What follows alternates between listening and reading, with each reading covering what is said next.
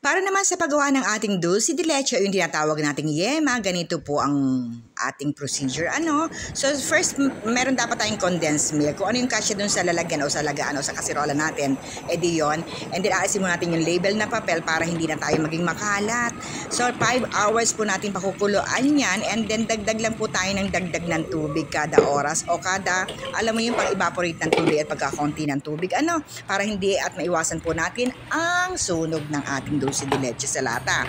So ganito po yan. Sa pagkakataong yan ay marami akong order kaya marami kaming binuksan. At ibinebenta ko ito ng 100 per can. So ayan po, pwede rin itong pampalaman sa tinapay. Didip natin ang mga kakanin. Ito, may dip po ang aking black kutsinta. Yan po ang aking black kutsinta.